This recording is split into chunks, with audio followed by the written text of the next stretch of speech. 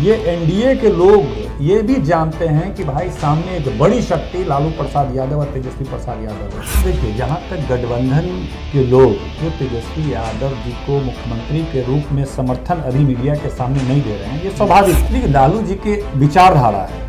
हम लालू जी को एक व्यक्ति नहीं मानते। इस तरह भारतीय जनता पार्टी और केंद्र की मोदी सरकार ने जिस तरह गरीबों को छोड़ दिया मरने के लिए,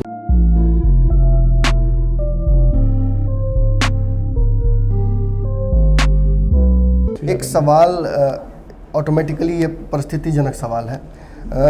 एनडीए को अगर हम देखते हैं, विवाद वहाँ भी है। चिराग पासवान ने भी सवाल खड़े किए थे नीतीश जी पर, लेकिन अमित शाह ये बात बार बार कह देते हैं कि कहीं ना कहीं नीतीश कुमार ही सीएम के कैंडिडेट होंगे, कप्तान होंगे।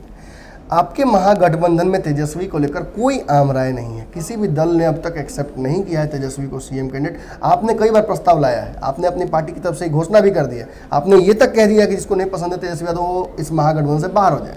तो फिर महागठबंधन में क्या आप अकेले रह जाइएगा कि एकला चलो पे लड़िएगा चुनाव इस बार?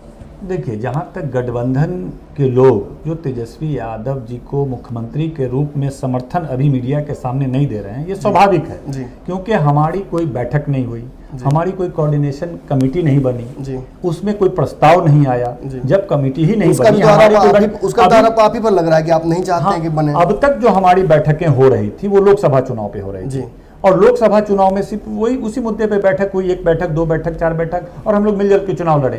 विधानसभा को लेकर हमारी बैठक नहीं हो पाई है। जो भी व्यवस्था हो, अब बैठक होनी चाहिए थी, लेकिन अभी कोरोना संकट में 100 दिन चला गया। ठीक है, तो ये बैठक नहीं हुई, मुख्यमंत्री के विषय पे बात नहीं हुई, तो अभी तक तो यही सवाल होगा कि नहीं, अभी मेरी तो कोई बात नहीं, तो अभी वो समर्थन कैसे करेंगे? वो खुद की पॉलिटिकल पार्टी है, हमारा प्रस्ताव होगा, वो अपने पार्टी में पास करेंगे इस बात को, और तब वो घोषणा करेंगे। मतलब आप कॉन्फिडेंट है कि आप उनकी तेजस्वी यादव को लेकर ही आगे बढ़ेंगे और ये सारे दल मान जाएंगे? देखिए, हमारे गठबंधन में जो दल हैं समर्थन में रहे हैं, उनकी बात छोड़िए, ये एनडीए के लोग ये भी जानते हैं कि भाई सामने एक बड़ी शक्ति लालू प्रसाद यादव और तेजस्वी प्रसाद यादव है। आप देख रहे होंगे 15 साल नीतीश कुमार जी ने शासन किया है, और ये अपने आप को दावा करते हैं कि मैंने एक सुशासन दिया है, एक विकास का एक मैप दिया है, एक मॉडल दिया है मैंने बिहार को। लेकिन हिम्मत कभी हो रही है कि अकेले लालू प्रसाद यादव के खिलाफ लड़ सकें, उस विचारधारा के खिलाफ लड़ सकें?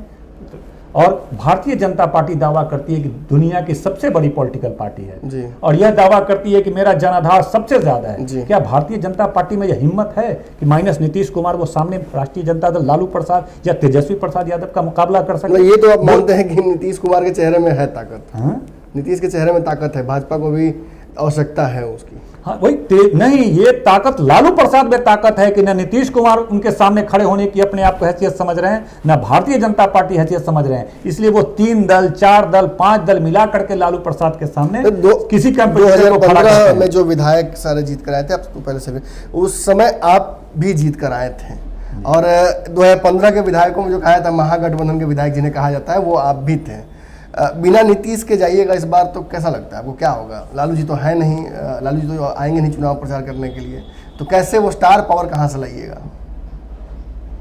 देखिए, लालू जी के विचारधारा है, हम लालू जी को एक व्यक्ति नहीं मानते, लालू जी की विचारधारा है। आज लालू जी आप देख रहे हैं कि लगातार वर्षों से वो उपस्थित नहीं है, उसके बावजूद अभी मध्यावधि चुनाव देखा होगा, वोट किसे दिया जनता ने? एक मेजोरिटी हमारे साथ आई, किसके नाम पर आई? असल बैक में लालू प्रसाद यादव की विचारधारा है, जो जनता, गरीब, गुरबा, दलित, अति पिछड़े, जो वंचित समाज है, पिछड़े समाज है, कमजोर समाज है, गरीब समाज है, आज भी मानता है कि लालू प्रसाद यादव ही एक बड़ा नेता है, और उसको ही नेता मानता है। अभी देखिए, अभी के समय में, अभी आप पता कीजिएगा, अभी देखिएगा, तो अभी जिस तरह कोरोना संकट आया, और कोरोना संकट में जिस तरह भारतीय जनता पार्टी और केंद्र की मोदी सरकार ने जिस तरह गरीबों को छोड़ दिया मरने के लिए, लोग पैदल आए, ट्रेन की व्यवस्था नहीं दिया, खाने की सामग्री नहीं दिया, कोई पैसा कौड़ी से मदद नहीं किया, जिस तरह नीतीश कुमार ने छोड़ दिया, सारे लोग को याद आ रही है कि अगर लालू प्रसाद यादव बिहार के मुख्यमंत्री होते तो इस गरीबों का ये हाल नहीं होता, हजारों लाखों लोग पैदल नहीं आते, रास्ते में नहीं तोड़ देते,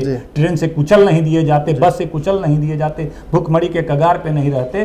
ये मात्र 1,500 रुपया दे रहे हैं, वो भी पैसा लोगों को नहीं पहुंच रहा है। ये ऐसे लोगों की सरकार है जो पूंजीपति के लिए तो हजारों करोड़ रुपया देने को तैयार हो जाता है, लाखों करोड़ रुपया दे देता है, लेकिन गरीबों के लिए ये नहीं देते हैं। ये अपनी रैली करने के लिए 144 करोड़ रुपया वो एक छोटी सी रैली करने के लिए खर्च कर देंगे, लेकिन उतने ही पैसे में आप पूरे बिहार के गरीबों को ट्रेन और बस से ला सकते थे, वो नहीं करेंगे। तो बिहार की जनता को एहसास हो रहा है कि अगर लालू प्रसाद यादव सत्ता में होते तो आज इस तरह के दुर्दिन से नहीं गुजरना पड़ता।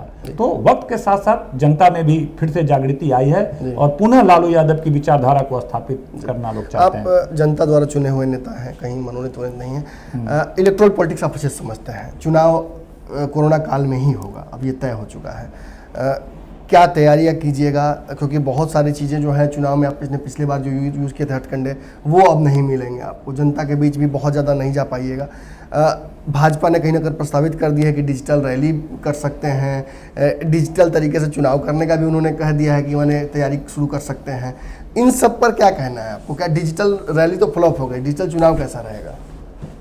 एक तो राष्ट्रीय जनता दल का मानना है कि अब अभी ये जो सत्ता में बैठे लोग हैं इनको चुनाव की चर्चा नहीं करनी चाहिए थी, क्योंकि जनता की जो हालत है ये लोग सत्ता में बैठे शीर्ष पे बैठे हैं, भारतीय जनता पार्टी के लोग, और या नीतीश कुमार जी अभी तक निकले नहीं जी। एक सबसे ज़्यादा दिनों से लगभग 2-3 महीने से घर से निकले नहीं। इन लोगों को पता ही नहीं है कि क्षेत्र में जनता की क्या हालत है। हम लोगों को फ़ोन करता है, आता है, कहता है कि रोटी नहीं है, हम अप्रवासी श्रमिक थे, आए हुए थे, कहा गया था कुछ पैसा देंगे, कुछ रोजगार देंगे, कुछ भी नहीं है, हमारे पास अनाज तक नहीं है, राशन कहा गया था कि वैसे लोगों को राशन दिया जाएगा। तो वो लोग भूखमरी के कगार पर हैं। इन्होंने एक चिट्ठी जारी किया कि स्तर्मी लोग आपराधिक घटनाएं कर सकते हैं। मतलब स्थिति बहुत भयावह है और लोग बड़ी संख्या में मतलब आत्महत्या तक कर सकते हैं, कोई कुछ बात हो सकती है, इस तरह भी हो सकता है, लोग सड़कों पर उतर सकते हैं, आंदोलित हो सकते हैं, और ये लोग चुनाव में जा रहे हैं।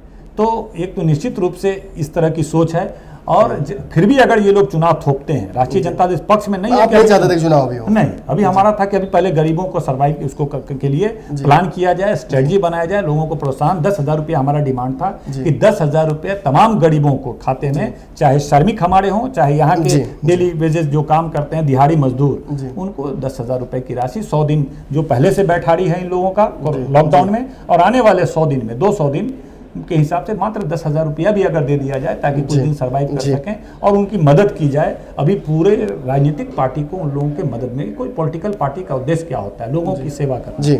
और अभी लोग मर रहे हैं, आप इलेक्शन कैंपेन में लगे हुए हैं। अभी Bharatiya Janata party election campaign कर रही है, लगातार बैठक, जनता तुम्हें, अरे सत्ता में आप बैठे हैं, आप पूरा कंसंट्रेशन आप इलेक्शन कैंपेन पे दे देंगे तो जनता तो मर जाएगी। आपको बता दे रहे हैं कि अगर इलेक्शन हुआ तो लाखों की संख्या में लोगों की मौत होगी और बहुत दुर्दिन से गुजरेगा। और ये दुर्भाग्य की बात होगी कि राजनीतिक पार्टी जो जनता की सेवा का संकल्प लेती है, और जब लोग मर रहे थे तो ये लोग चुनाव की तैयारी कर रहे थे। तो हमारा मानना है, राष्ट्रीय जनता दल का मानना है कि अभी टाला जाना चाहिए था और अभी लोगों की सेवा करनी चाहिए। लेकिन फिर भी अगर ये लोग चुनाव के लिए सहमति दे रहे हैं और इलेक्शन कमीशन से बातचीत करके ये लोग चाहते हैं कि इलेक्शन वक्त पे हो जाए, तो राष्ट्रीय जनता दल हर परिस्थिति का मुकाबला करने के लिए लगभग 50 लाख है वो सरकारी आंकड़ा जो लोग बाहर से आए हैं। हो सकता है इनमें से कई लोग पहली बार भी वोट करें। ऐसी परिस्थिति में ये 50 लाख वोटर कहीं ना कहीं आपके हिसाब से नीतीश कुमार और सत्ताधारी दल से काफ़ी खफा हैं। इन वोटरों को अगर आप अपने पास लेकर आ जाएं तो क्या लगता है आपको, आप सरकार बना लीजिएगा? देखिए, बुरे वक्त में अपनों की पहचान होती है जी। भाजपा कहती थी कि हम गरीबों की पार्टी हैं, नीतीश कुमार कहते थे कि भाई हम भी गरीब गुरबा के हैं। लेकिन जिस तरह से ये पहली बार आज़ादी के बाद हम लोग के जीवन में तो ऐसा पहला संकट आया है, शायद कभी पाकिस्तान चाइना से युद्ध हुआ हो तो कुछ स्थिति, आर्थिक स्थिति कुछ चरमराई हो, लेकिन ओवरऑल देखा जाए तो सबसे बड़े संकट से बिहार और देश गुजर रहा है। और ऐसी स्थिति में जिस तरह का नकारात्मक रवैया केंद्र की मोदी सरकार और बिहार के नीतीश सरकार ने किया और गरीब गुरबा को मरने के लिए छोड़ दिया और नरकीय जीवन जीने पर विवश कर दिया है, तो और लोग अपने बीवी बच्चा के साथ भूखमरी पे हैं और बेरोजगारी के त्रासदी झेल रहे हैं, ऐसी स्थिति में तमाम लोगों का मानना है कि भाई मोदी जी की सरकार और नीतीश जी की सरकार ठगने का काम करती है। ये लोग गरीब के पक्ष में बिल्कुल नहीं है, ये लोग पूंजीपति के पक्षधर हैं और पूंजीपति के लिए तमाम तरह की स्कीमें होती है। अमीर के बच्चों को लाना होता है तो स्पेशल ट्रेन भेजते हैं, मास्क लगा के भेजते हैं, 5 स्टार से खाना ला करके उन लोगों को खिलाया जाता है। और गरीब को इस तरह से किया जाता है कि रास्ते भर पानी का इंतजाम नहीं है, खाने का इंतजाम नहीं है, क्वारंटाइन सेंटर में मिर्चाई और चूड़ा खिला करके रखा जाता है। तो ये 2 तरह का इन लोग का सोच है। और मुझे लगता है कि ये तमाम लोग समझ रहे हैं कि नहीं, लालू प्रसाद यादव ही गरीबों का नेता कोई इस बिहार की धरती पर कोई है तो लालू प्रसाद है, और उसकी विचारधारा है, उनके बेटा तेजस्वी यादव है या उनकी पार्टी है।